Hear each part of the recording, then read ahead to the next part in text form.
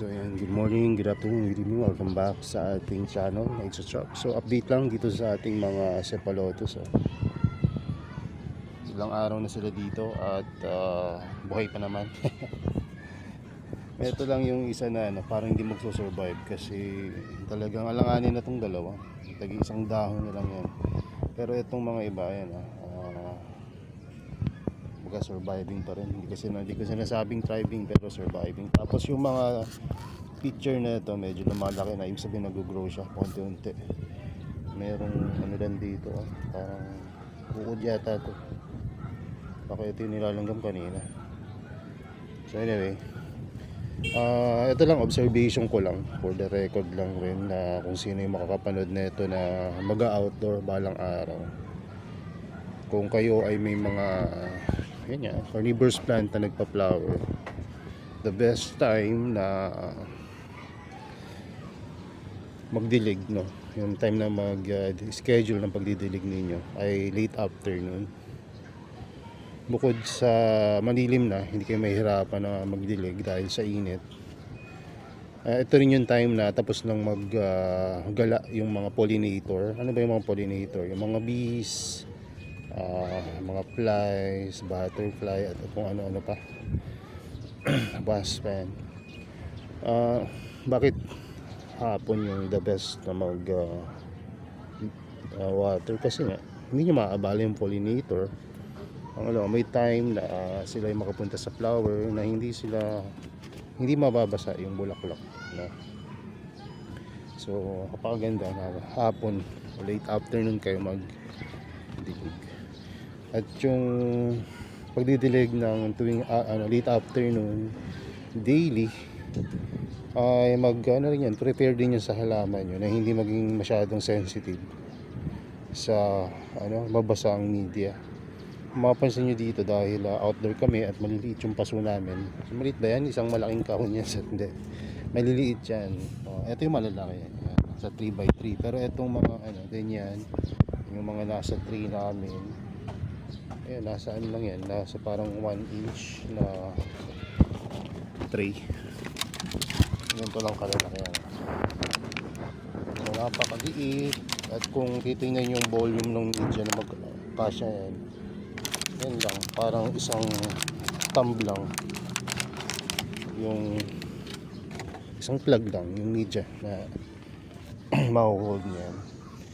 Ang maganda lang pagka nasa 3, pwede sila mag-support na sa isa't isa, parang wick method, magkakatabi, mag-dry man yung isang plug basta't may mga moist pa sa ibang side.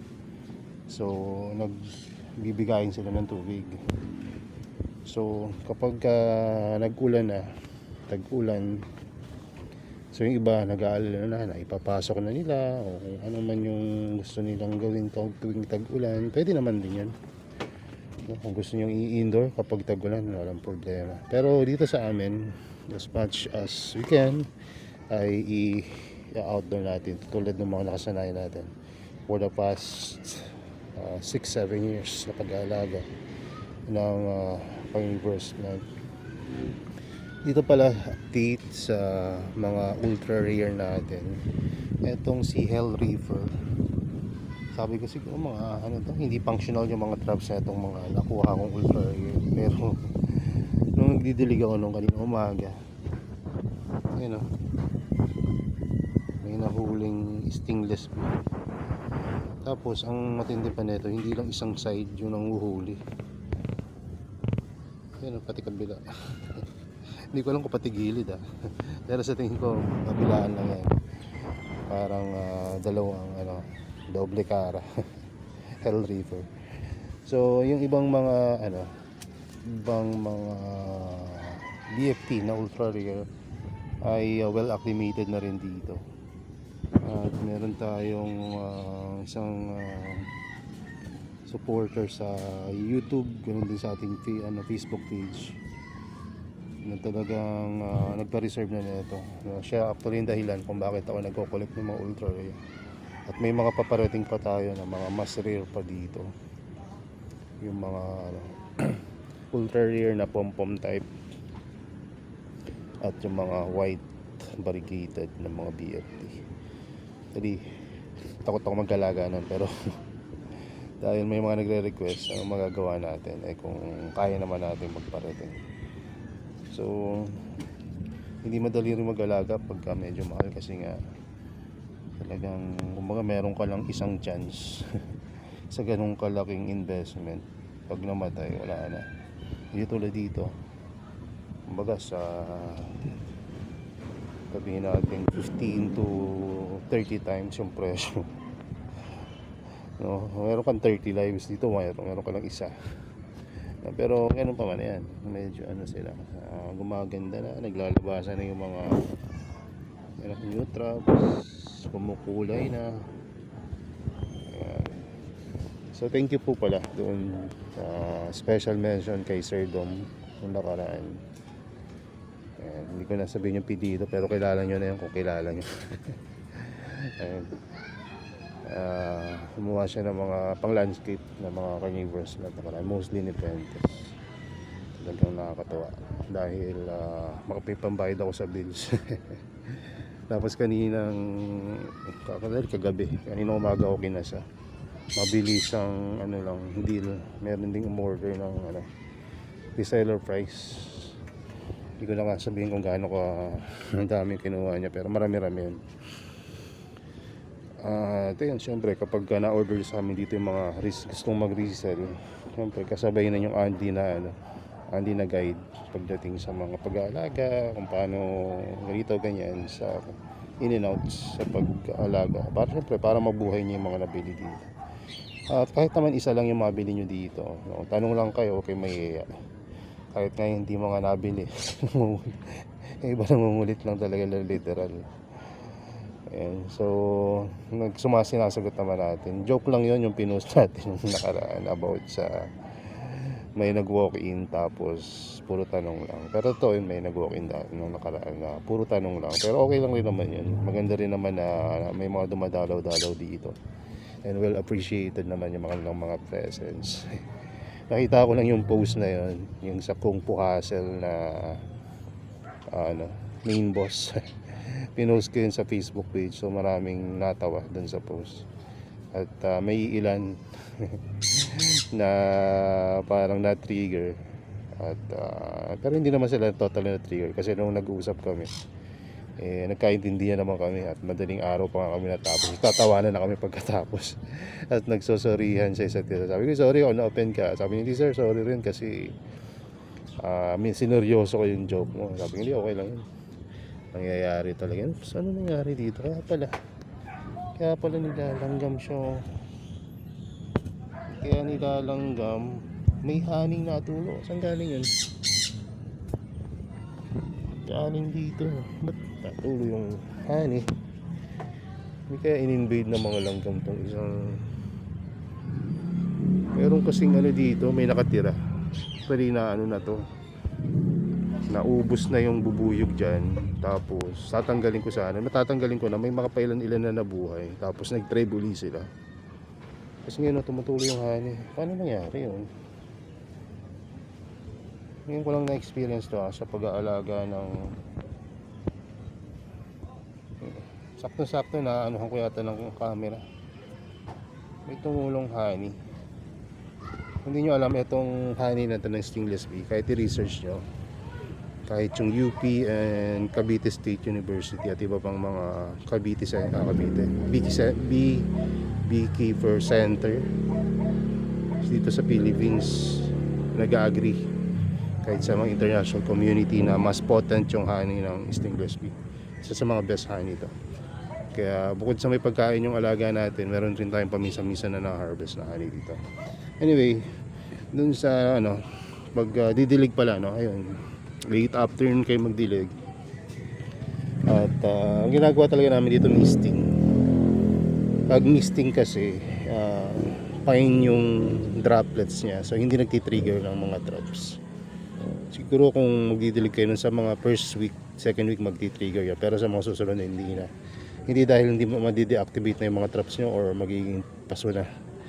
Masasanay na yung BFT dun sa mga droplets na yon. At ayun, magti-trigger na lang sila kung medyo mas mga insect na talaga yung pupunta dun sa traps nila. So maiwasan yung false trigger, no, sa top watering. Sumunod, kapag tag-ulan naman, hindi na rin namin pinapasok to kahit na umulan pa ng bagyo or super typhoon.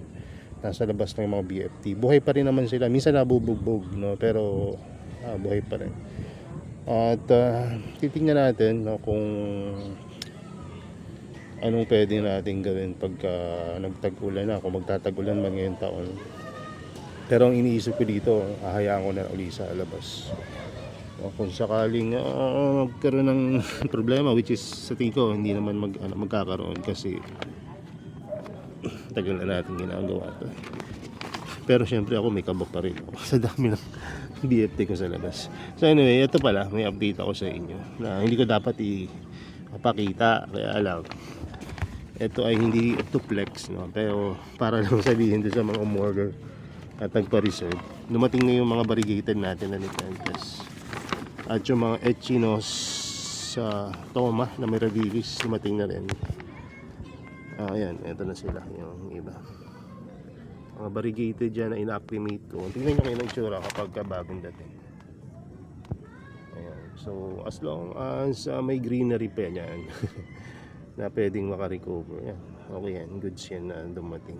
Alam nyo kung gaano katagal, more than 2 weeks. So, kaya ganyan itsura yan. Understandable. Na-expect ko mga 3 linggo. Buti na lang hindi umabot ng ganun katagal. Pero kahit nandirin yun, 2 linggo. Tingnan nyo itsura. Diba? May mga good pa rin na dumating. Karamihan dyan ay Mirabilis variegated, Gracilis variegated, pero hindi siyang Gracilis na meron na tayo dito. Ang Gracilis na to yung Gracilis black and black speckled na variegated. Tapos may dalawang klase ng variegation tulad nung white or green na Gracilis na kumakalat dito sa Philippines at sa iba pang lugar sa Asia.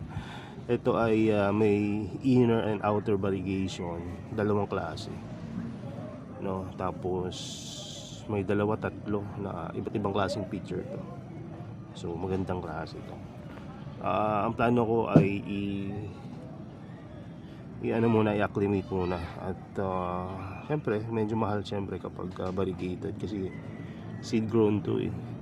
So pag seed grown, alam nyo na, di ba?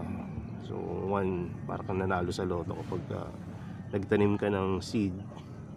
Kahit isang stock nga ng flower stock, minsan wala na lalabas na variegation eh. No, pero ito variegated na. So pararamihin na lang natin dito para hindi ma-phase out. Kasi napansin ko, nabibili nga na mabilis, kaya lang pag kami naghanap na ng iba, wala na ako. Di ba? So ang gawin natin, muna natin, propagate. So ang mga variegated dito, meron akong 3 variegated na Amphilaria na green. Tapos yun, ang green apple. Ito yung isang pinakamalaking variegated na Amphilaria. Ayan, yan. Tapos ang dami pang basil niyan. Tinatanggal ko yung mga picture kasi syempre BBI, mahal ang shipping. Actually halos more than half ng price nung alaman yung presyo ng shipping. Bakit kamo? 3 agent, 2 country nag-handle na ito, hindi ko na mabilang, pati sa Pilipinas. So ang hirap magparating ng mga ganitong klaseng halaman kapag mahirap talaga. At ito nga sabi ko nga sa inyo, ito yung binabanggit ko na nakaraan na pinakamalaking gastos ko sa kapag carnivorous plant, no? At hindi naman for a single plant, no? Pero mahal talaga siya, lalo na yung shipping, tsaka yung risk napakataas. Dito nyo 3 weeks yung expected na shipping time, buti na lang dumating na more than 3 weeks. No? Tapos mayroon dumating na rin dito yung mga seed grow na red na tawag dito. Ito yung Nepenthes na may green and black. May listahan ako niyan, huwag kayo mag-alala. Tapos meron akong dumating dito na pure na Amphilaria Black Miracle. Ayan. Hindi ko mabuksan yung aking mga kode ko ng listahan. Nandito yun. Tapos yung red na na Bicol Carata, yun sa dulo. Ilan lang yan, pero panalo yan. red and dark red na bikal. Tapos ano pa ba? Ayun, echinostoma. Ayan, meron tayo dyan echinostoma na green and pink yata yan. Tapos mirabilis echinostoma. Tapos ito yung ano, black and red na ano mang tawag dito. Kalimutan ko na. Basta yung red tsaka yung black na ano to. Yung merong lead na black. Anong tawag yan? Mag-comment nga kayo. Kalimutan ko pero may listahan ako yan. Yung black ay tissue culture, no? So pare-parehas ng gender yan, pero hindi ko pa alam kung anong gender na ito, pero maganda. So etong namang red, seed grown, ayun yung maganda dun. So seed grown siya, iba-iba yung hue ng red niya. Pakita na nga natin, lapit tayo. Maganda yung hue ng red niya. Tapos iba-iba syempre yung pagka-red, tsaka yung syempre yung sizes, seed grown. At syempre yung gender na ito iba-iba rin. So may red na light red na may green lead, may red na dark or red na red tapos may red lead. At ayan siya. So ito yung ano, Black Miracle na pure ano, SP. Tapos ayan, meron yung basal. Tapos ito yung mga ano, mga red na ano, bikal. So i-ano pa natin yan.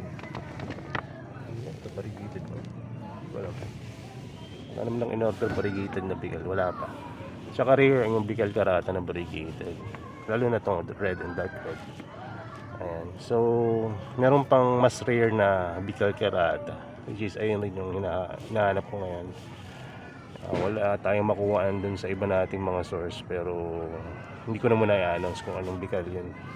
Basta hindi siya red, hindi siya dark red, hindi rin siya green, hindi rin siya orange. Kakaiba siya. Pero bikal karata na pure. So ayan yung mga dumating natin na plants. And to be honest, yan ay 1/4 pa lang ng mga bago nating alaman. Meron pa tayo dito na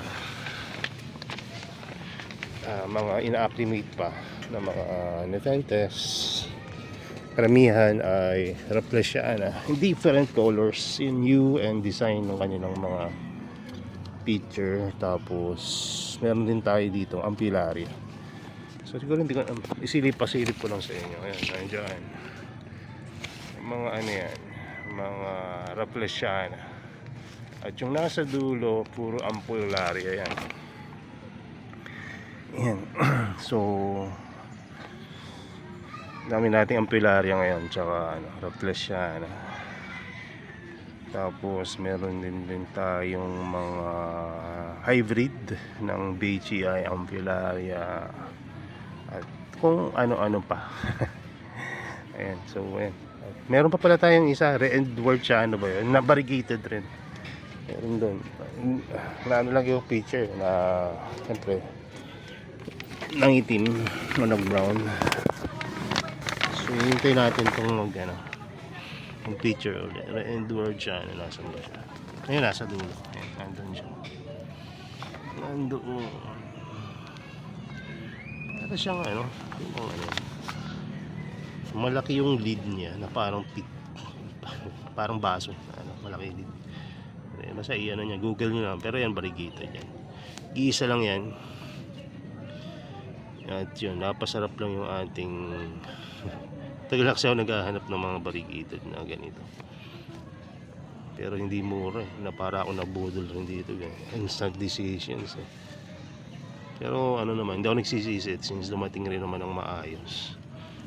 At para makabawi, syempre pagagandahin natin to hopefully. At propagate through cuttings or gamitin nating mother plant, diba? Para sa cross pollination ng iba't ibang cultivar.